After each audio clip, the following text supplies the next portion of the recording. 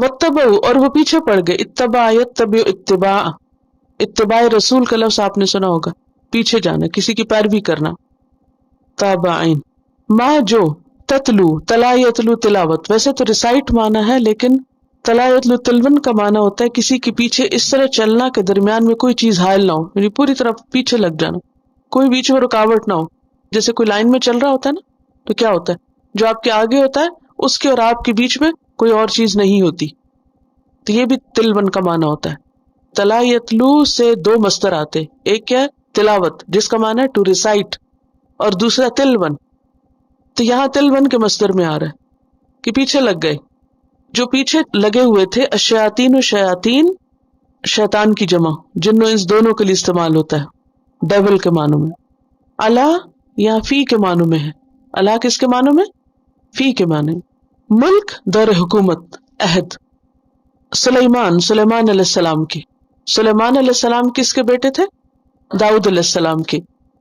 बनी इसराइल या यहूद सुलेमान अलैहिस्सलाम को नबी नहीं मानते, क्या कहते वो क्या थे, बस बादशाह थे।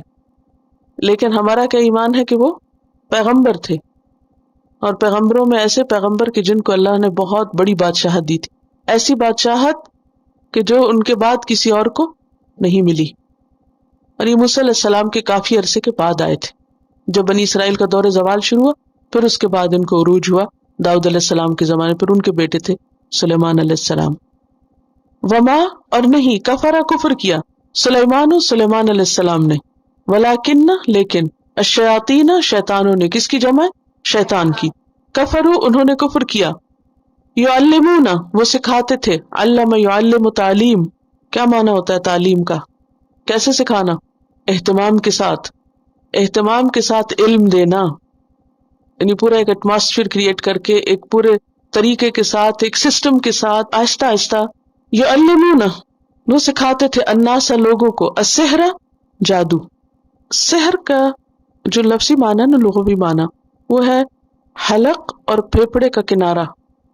क्या है, यानी कि जो लुगत में असली माना होता है ना किसी लफ्ज का, ये वो है। और सहर उस असर को कहते हैं जिसका सबब मालूम ना हो, मख्फी हो, लतीफ चीज, यानी आपको असर तो मालूम हो रहा है मगर सबब नहीं। मसलन आपको जब गर्मी लगती है तो उसका सबब आपको पता होता है ना, मसलन ये कि सूरज बहुत तेज है, तो सबब सामने है, सूरज निकला हुआ है, आप धूप में लेटे हुए हैं, तो आपको समझ आ रहा है कि गर्मी इस वजह से लग रही है मुझे। आपके पेट में दर्द है, तो आप सोचते हैं क्या खाया था मैंने, तो पता चल जाता है हाँ फलां चीज खाई थी इसलिए, सबब मालूम है।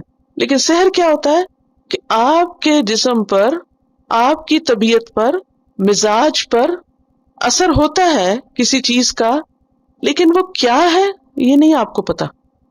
तो सहर वो असर जिसका सबब मख्फी हो, छुपा हुआ हो, और वो खुद लतीफ हो, जाहिरी तौर पर कोई चीज नजर ना आए आपको, यानी हिस्सी चीज नहीं होती। और हलकुम हलक और फेफड़े के किनारे को कहते हैं इसलिए कि सहर में भी इन आज़ा को निशाना बनाया जाता है, ठीक है। उसका असर जो होता है वो दिल और इस एरिया में होता है। ये जब सहर किया जाता है, उर्दू में सहर को जादू कहते हैं। ऐसा ना हो कि मैं सहर सहर बोलती रहूं और आपको पता ना मैं किसकी बात कर रही, जिसको उर्दू में जादू कहते हैं। तो जादू जो है उसके जो असरात होते हैं वो असरात इंसान के इसी एरिया में होते हैं, जहाँ फेफड़े और दिल और इंसान का हलक होता है। बाजू का दम घुटता है, बाजू का सांस रुकती है, बाजू का दिल बेचैन होता है। तो अब क्या रीजन है, कहाँ कोई चीज है कोई नजर नहीं आ रही, लेकिन इंसान कहता है कि मुझे तकलीफ है, और सारे टेस्ट क्लियर हैं, सब कुछ ठीक है, कुछ समझ ही नहीं आ रही। तो सेहर का कनेक्शन फेफड़ों और गले और दिल से इसलिए है कि इसका जो पहला असर होता है वो इस मकाम पे होता है, यानी सीने पे असर होता है। युअल्लिमून अन्नास अस्सिहर, वो सिखाते थे लोगों को जादू।